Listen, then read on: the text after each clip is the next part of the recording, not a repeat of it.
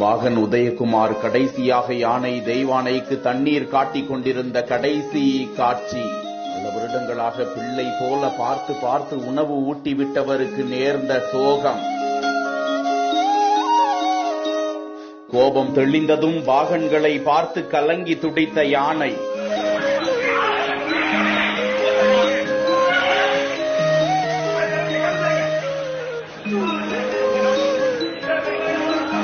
மடிந்து கிடக்கும் 2 பேரை பார்த்து தலையை ஆட்டி குனிந்து எழுந்திருக்க கூறி போராட்டம்.